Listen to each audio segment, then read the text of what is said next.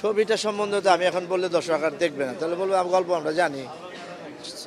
ছবিটা সম্পর্কে ওইভাবে আমি গল্প বলবো না, জাস্ট মার্ডারের গল্প। এখানে পুলিশ ইনভেস্টিগেশন হয়, তারপরে দর্শকরা দেখুক। তো ছবিটা অনেক ভালো হয়েছে, এটা আমার কাছে মনে হয়েছে যে এই ছবিটা অভিনয়, তারপরে মিউজিক, সব কিছু মিলে একটা টান টান একটা গল্প আছে এই ছবিটা, আমি এটুকু বলতে পারি। আপনি তো অনেকদিন পর সিনেমায় কাজ করলেন, সেখান থেকে একজন পুলিশ অফিসারের চরিত্রে আমরা পর্দায় আপনাকে দেখেছি। যদি একটু বলেন আপনি এই চরিত্রটা করতে গিয়ে এখন এসে আজকে মুক্তি পাচ্ছেন, নিজের কাছে কেমন লাগছে? কারণ আপনার অভিনীত চরিত্রটি দর্শক পর্দায় দেখছেন, এই সময়টাই কেমন লাগছে?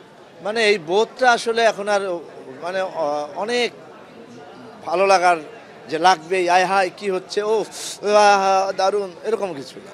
হ্যাঁ, ভালো, অনেক ভালো লাগছে। আর যেহেতু একটা চলচ্চিত্র আমার মুক্তি পাচ্ছে, অনেক অনেক ভালো লাগছে। কিন্তু মানে এইটা নিয়ে আমি একদম মরে যাব এরকম কিছু না। তবে এই সিনেমাটা যারা দেখবে তাদের ভালো লাগবে, অনেক ভালো লাগবে, এইটুকু আমি বলতে পারি। অবশ্যই অবশ্যই ভালো ছবির কারণেই তো হলমুখী হয়। তো এই যে গত কয়েক বছর যাবতীয়, তো 2-1 বছর যাবতীয় তো আস্তে আস্তে আসছে, এবং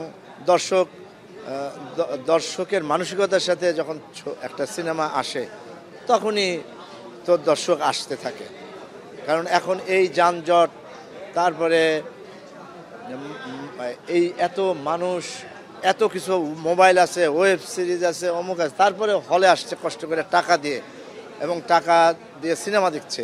তার মানে ভালো না লাগা থাকলে কিন্তু জোর করে টেনে আনা যায় না দর্শক।